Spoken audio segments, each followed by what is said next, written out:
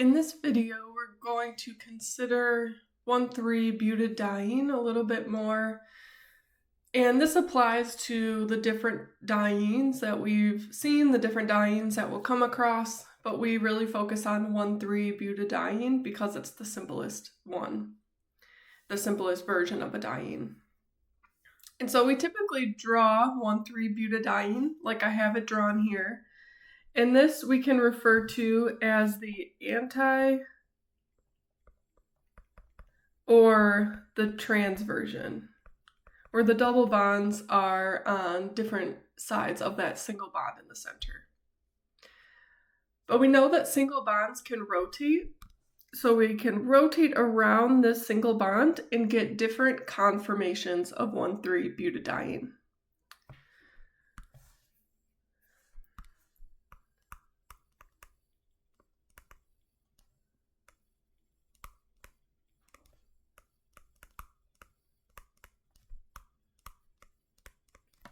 So if we rotate around the single bond, we can get what we call a gauche representation. Now this is kind of difficult to draw, but I have a picture I'll show you in a moment that shows it a little better. But you might imagine the single bond in the same place. Now let's say we have the double bond on the right side in the same place, but we've started rotating the other double bond so that it's kind of coming towards us now. So I'll draw it like on a wedge, for example. So there's that other double bond. So the two double bonds are not directly aligned with each other in the same plane, but they still have a little bit of overlap. This we call the gauche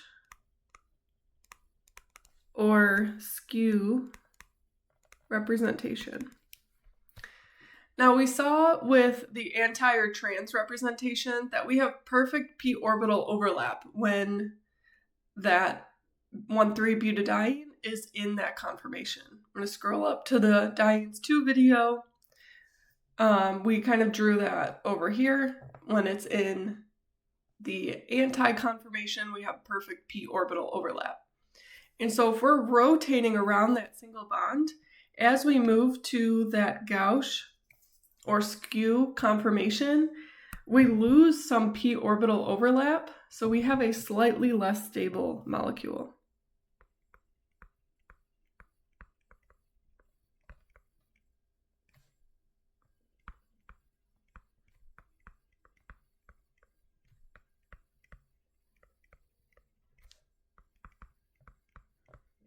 Because some of that p orbital overlap is lost.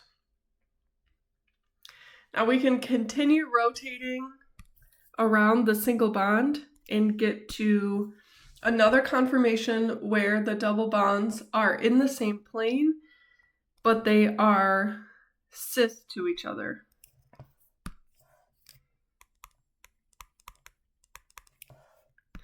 And this is the least stable conformation of a diene.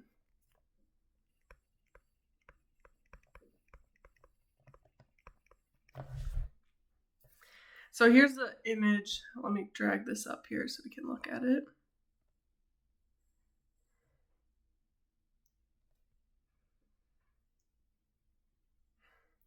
So in the first image on the left here,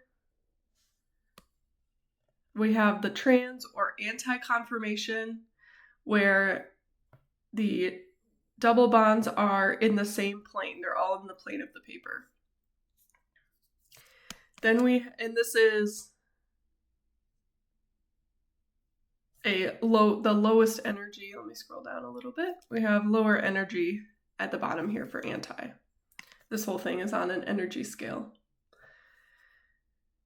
Then we have the gauche conformation. This is where we have maybe one of the double bonds in the plane of the paper, and then one is kind of coming towards you in the way that this image is shown here. So that's a little bit higher energy than the anti-conformation. And it requires a lot of energy to rotate, so here's where the rotation occurs, to get to the gauche conformation. And then lastly, we have the cis conformation where the double bonds are both in the plane of the paper, but they're on the same side of the single bond. So we have some repulsions between the hydrogen atoms that are bonded to the carbons, or whatever groups are bonded to the carbons here and here. And so that's the highest energy conformation. And now some molecules are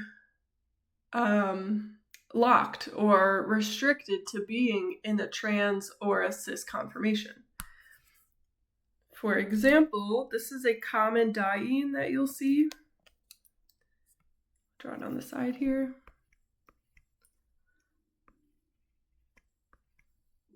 1,3-cyclopentadiene. Because the diene is part of a ring, this is locked into the cis conformation.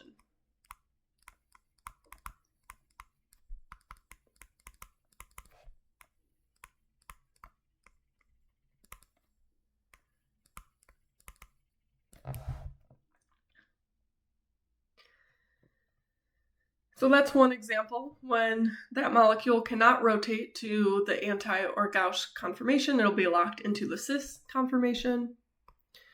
Another example of a diene locked into a specific conformation is this molecule here. Again, because we're working in a ring, the single bond cannot rotate.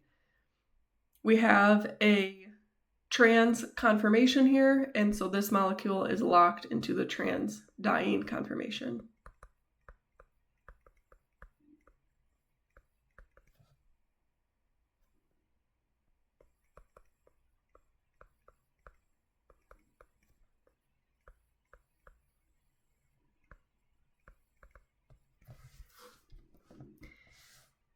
So we see on this graph here, the energy scale, that the cis conformation molecule, so really we're looking at energy levels here, here, and down here.